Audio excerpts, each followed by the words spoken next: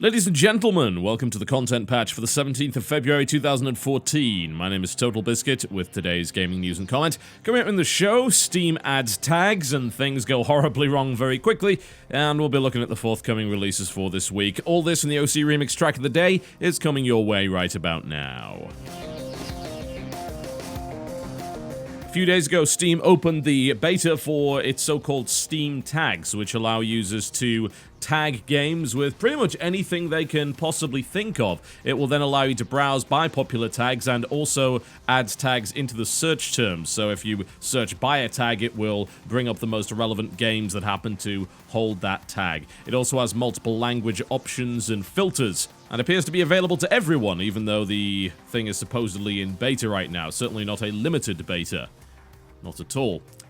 So the question is it any good? Well, things have gone probably the way that you would have expected, as far as I'm concerned, when it comes to Steam tagging and basically crowdsourcing that kind of thing, and letting people go absolutely hog wild with it. The results are incredibly predictable. Very much so. Lots of silly tags. Huge amounts of them. Places like Reddit, NeoGAF, 4chan, they've all gone in there and added some very interesting tags indeed, some of which highly offensive, some of which rather amusing. If you head over to Metal Gear Rising Revengeance, you will find the most popular tag is Nanomachine, son, followed by Rules of Nature, which, to be fair, I think is 100% accurate. However, needless to say, there's been some controversy, in particular surrounding titles like Gone Home, which have received numerous tags which perhaps are not quite as appropriate, including Patriarchy Smashing Simulator, Check Your Privilege, and White Girl Problems. In response to this, and of course more offensive tags such as Fuck Phil Fish, Valve has added a system which allows you to flag a tag for various different reasons, which include offensive abusive tag, not appropriate for the product, not a helpful tag, and of course spoilers, which as it turns out is fairly relevant, in particular if you look at the tags for Gone Home and you don't know what the actual point of the game is, then the tags will to some degree spoil it for you. So where do we go from here? Is this thing actually useful, and should people really be tagging games like Gone Home as walking simulator? In my opinion, yes, they should. This is an interesting system because it allows for user-created genres, and those genres can actually be more relevant than official genres. And think about terms that have been coined over the past few years, and more to the point, the disagreement over genres and genre definitions. I truly believe that genres in pretty much everything, including music, are extremely useful. And I'm the kind of person that gets a bit picky about my music genres, particularly subgenres of metal, because I like certain genres, I dislike other genres, I like certain spins on those subgenres of subgenres. Yeah, I think those are very, very useful for categorizing and helping you find similar groups that you wish to listen to, and I think that games need to do very much the same thing. Gone Home is not a game that a lot of people will enjoy. It is a very specific kind of game, or, in the opinion of some people, not a game at all, and I don't necessarily disagree with their assessment there, although I certainly believe it's got a hell of a lot more gameplay than DRS there ever did. But is it okay to call Gone Home a walking simulator? And more to the point, what happens if we search for walking simulator? Is that a useful warning tag? Well, if we search for walking simulator, what we see is DayZ, Rust, Arma 3, Gone Home, Stanley Parable, Arma 2, a new game by the name of Nessos, I believe, Fallout 3, which was a little bit of a weird one, DRS, the Proteus, the Path. So far, this is actually fairly accurate, and it gets a little bit sillier the further down you go, because it's been applied to Silent Hunter, Interstellar Marines, Shell Shock 2, you know. And once you get further down the list, it becomes less and less relevant, but honestly, you know, calling DayZ a walking simulator, not that unfair. That is a term that I think has actually acquired use over time, and it's been co-opted into the language of certain groups of gamers. You know, it's not a common term, but certain groups of gamers are going to know what walking simulator actually means. And it's accurate when applied to these games. And that could be a warning, because what does walking simulator do? You know, are we calling it a joke? Because, like, if we look at, say, a tag like Rules of Nature, that's just a joke tag. Yeah? Rules of Nature is a reference to Metal Gear Rising Revengeance, and a game that I absolutely adore. And if I look up Rules of Nature, I find a bunch of hunting simulators. Metal Gear Rising, Bus Simulator 2012. You know, this is a joke. Yeah, it's a joke tag. That's not of any use. But walking simulator, I don't know, that's a bit of a warning, actually, and I think that's personally very useful because most of the games on that list have significant amounts of downtime as a result of having to walk everywhere, with the exception of Fallout 3, which has fast travel, which is why I don't know why they've called it that, but whatever, that's reasonably useful. And if we go back to the Dear Esther conversation, when I did my video on that, I was saying, it shouldn't have been listed under game. If I look for Dear Esther, and I look for the official genres, it's adventure, indie, and casual. 1, indie is not a genre. 2, casual is not a genre. How is Dear Esther casual? Because there's no challenge? Because if I look up casual, I find all sorts of things. And if I look up casual, I find Broken Age and Starbound. You don't put braids under there, for God's sake. So's Monaco. You don't put those in the same... Riven is under casual on Steam, next to Dear Esther. In fact, Dear Esther is higher up on the list. That in itself shows how broken the genre system is on Steam. And the genre system up to this point has been far, far too limited. And there's no way that I would class Dear Esther as an adventure game. There's no adventure in it. If I call it a walking simulator, that's actually more accurate. And if we look at the other tags for it, we see walking simulator, we see indie, which is a pointless tag because indie is actually a genre, but never mind. Exploration, art, first person, story rich, short. These are all really useful tags. Incredibly so. And it pushes it far beyond the point of what we were seeing with Steam genres prior to that. And you might find some of these offensive, Calling a game a walking simulator sounds like a little bit of an insult. But I think that's fair. I really do. And as long as you're not being overly abusive towards a dev team or towards a particular title, then why the hell not say those kind of things? Because Steam has a wide variety of games on it, and it's very difficult to know exactly what they are based on the genre definitions that are given on Steam. More to the point, the Steam page is written by the developer, which means that it can be extremely misleading. I think over time, things are going to even out on this. The first few days of this system are going to be ridiculous. But if I go to something like The Graveyard and I see Old Lady Death Simulator, that's accurate. No, that's accurate. Even something like Too Deep for You sounds like it's just some stupid meme. But you can derive value from that. A more hardcore gamer that happens to be into all of these communities is going to know really exactly what that indicates. That indicates that this is more of an artistic kind of project that has less gameplay in it. Yeah, it's important to know, because a lot of people bought into something like Dear Esther and got absolutely screwed as a direct result.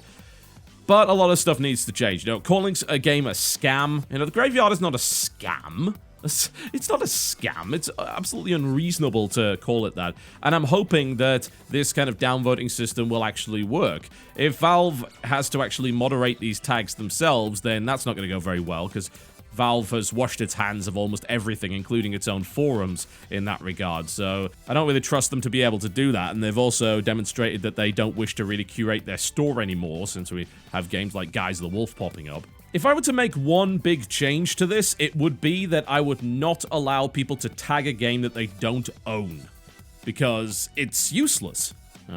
It is blatantly open to abuse.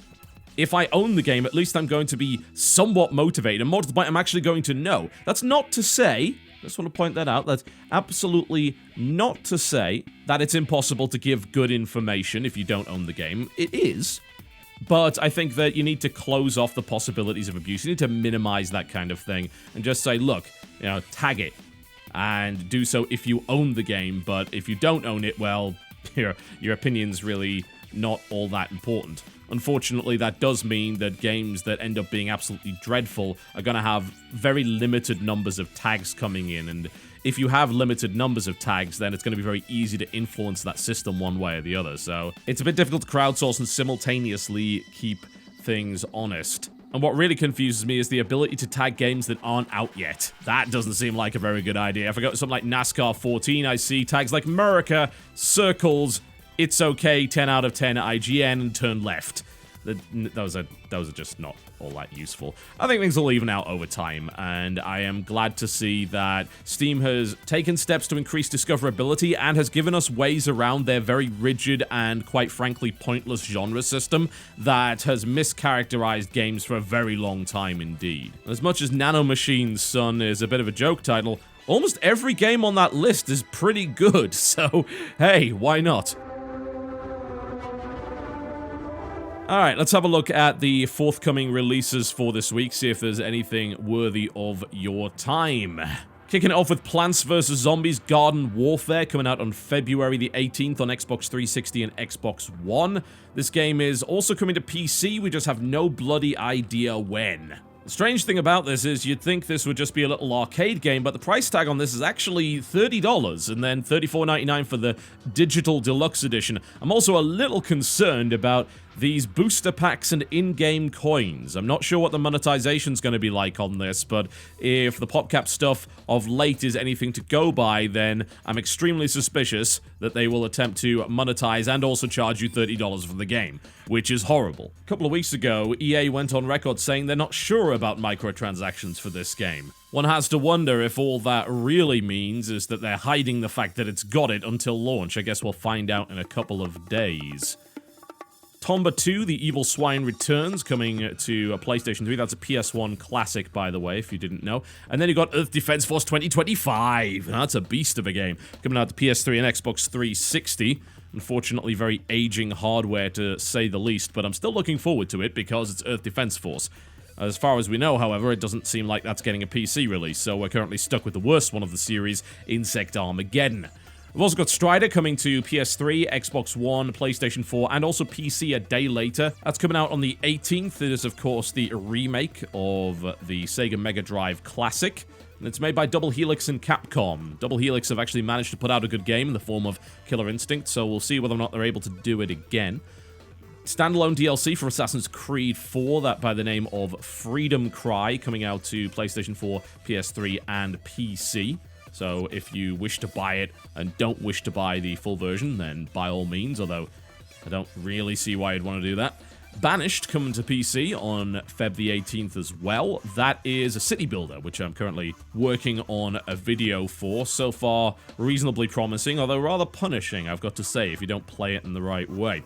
99 Levels to Hell is coming on Feb the 19th. That's a 2D shooter and dungeon crawler with some roguelite stuff being tossed in there for good measure. Some of you might be wondering, well, isn't that already out? Well, yes, it's been out in Desura and GOG for quite some time, so it's just now making its way to Steam after going through the greenlight system. Bevy of Steam games coming out in the next few days. Dusty Revenge is out today. That's the co-op edition of that game. Unfortunately, that's not online co-op, so it's a side-scrolling brawler with some platforming elements. It's actually pretty fun, but no online co-op, so never mind. Journal coming out, very much a exploration/art title from what I can tell. That's also out today. We've got Sea Rush, I kid you not, old school shooter, and of course NASCAR 14 on February 18th. Full price, that's $50 by the way. I would suggest instead getting Ikaruga, which is finally being ported over to PC, also on Feb the 18th. Don't know what the price tag on that one is as of yet, and Lord knows what the PC port's going to be like. Hopefully it'll be good, but who the hell knows. Ikaruga is considered one of the all-time classics when it comes to shmups. And we've got the forthcoming title, Rambo the Video Game, that's going to be hitting on the 21st of Feb. Oh, I just can't wait. If you happen to have a Wii U, there's a game coming out for it, Donkey Kong Country Tropical Freeze, which is, again, actually looking rather good. It's heading its way over on Feb the 21st. And then Go-Go Nippon, My First Trip to Japan. Right. Also coming on Feb the 21st, that is a visual novel from a company called Overdrive, who have done a metric ton of those things over the past few years.